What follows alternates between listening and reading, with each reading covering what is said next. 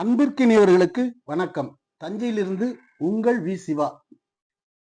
இன்றைய சிறுகதை ஓடிப்போன மகள்.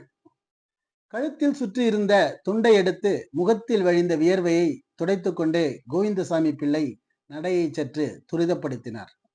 இன்னும் எப்படியும் 2 மைல் தூரம் போக வேண்டும். எங்கேயோ பிறந்து எங்கேயோ வளர்ந்த அமுதா இன்று இங்கே இந்த சிறிய கிராமத்தில். மனவேகம் அவரை முன்னே பிடித்து தள்ளி கொண்டு போனது.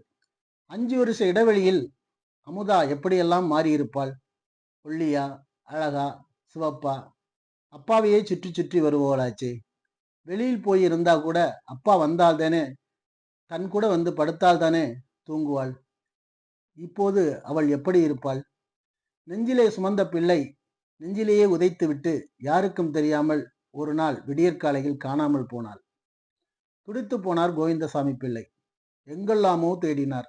3ஆம் நாள், நலமிடம் இருக்கிறோம், எங்களை தேட வேண்டாம், எங்களை ஆசீர்வாதம் செய்யுங்கள் என்ற வாசகங்களுடன் இப்படிக்கு கண்ணன் அமுதா என்ற பெயரில் அவருக்கு கடிதம் வந்திருந்தது. பக்கத்து தெரு பால்காரன் கண்ணன் தான் அவர் வீட்டிற்கு பால் கொடுப்பவன்.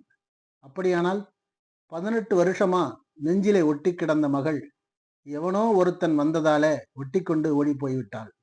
கோவிந்தசாமி துடிதுடித்து போனார்.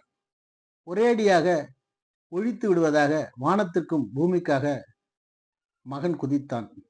அம்மா ஒரு மூலையில் அழுது புரண்டாள். கோவிந்தசாமி தான் எல்லோரையும் சமாதானப்படுத்தினார். மனப்புண் மட்டும் அவருக்கு ஆறவே இல்லை. உள்மனம் ஊமையாய் அழுதது. இது யார் செய்த தவறு?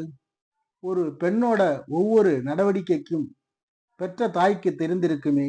கமலாவுக்கு எப்படி தெரியாமல் போனது? இல்லை, தனக்குத்தான் எப்படி தெரியாமல் போனது? தவறு என் மீது தானே. தவித்து போனார் கோவிந்தசாமி. மணிக்கு நல்ல இடத்தில் இருந்து ஒரு சம்பந்தம் வந்தது. உடனே திருமணத்தை முறைப்படி செய்து வைத்தார். மகளின் இடத்தை மருமகள் நிரப்புவாளா? கல்யாணமான 2 மாதத்திலேயே மணியும் மருமகளும் தனி குடித்தனம் போனது மனப்புண்ணுக்கு மருந்தே இல்லை என்ற எண்ணத்தை உண்டு பண்ணியது. ஏக்கத்திலேயே ஒரு நாள் கமலா கண்ணை மூடினாள். சீர் நிறைய கொண்டு வந்திருந்ததால் மனைவி சொல்மிக்க மந்திரமில்லை என்று மாறிப்போயிருந்தான் மணி. அப்படியானால் சீரே கொண்டு போகாமல் விடியற்காலை ஒன்றில் கட்டிய புடவையுடன் போன தன் மகள் அமுதாவை கண்ணன் சந்தோஷமாக வைத்திருப்பானா, இல்லை கொடுமைப்படுத்துவானா? புதிய குழப்பம் உண்டானது. இந்நிலையில்தான் தாத்தா, நான் பிறந்திருக்கேன், கோவிந்தகுமார் என்றபடி வந்த தந்தையை பார்த்து மகிழ்ந்து போனார். நடந்தார் நடந்தார். ஊர் நெருங்கிவிட்டது. தம்பி, இந்த கண்ணன் வீடு, அந்த ஓடி வந்துட்டாங்களே அவங்களா? நேரா போய் வலதுபுறம் திரும்பினா ஒரு காளியம்மன் கோவில் வரும், பக்கத்து வீடுங்க. மனதிற்குள் அவருக்கு ஏதோ நெருடியது. காளியம்மன் கோவில் வந்தது, வீடும் வந்தது. கதவில் கை வைத்து தட்டப்போனவர் குரல் அமுதாவின் குரல் கேட்டு நிதானித்தார்.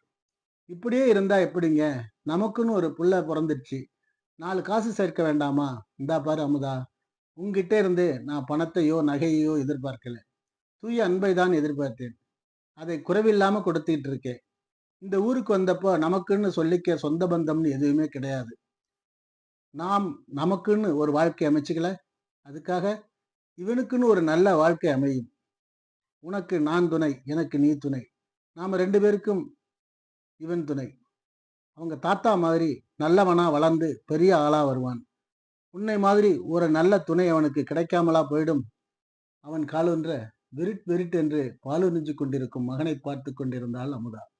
திடீரென மறந்தே போச்சு, அநேகமா இன்னைக்கு அப்பா வருவாங்க, அதுக்குள்ள போய் 2 கிலோ அரிசியும் காய்கறியும் வாங்கிட்டு வந்துருங்க.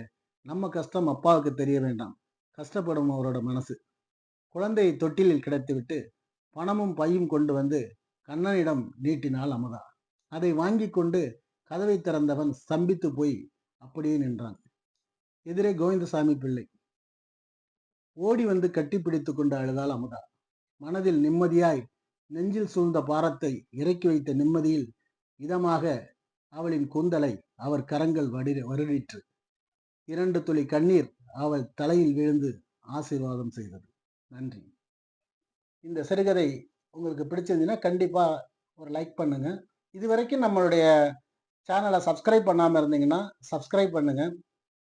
பெல் பட்டனையும் அப்படியே அழுத்தினீங்கன்னா நான் போடுற கதைகள் எல்லாம் உங்களுக்கு நோட்டிஃபிகேஷனா காட்டும். நன்றி, வணக்கம்.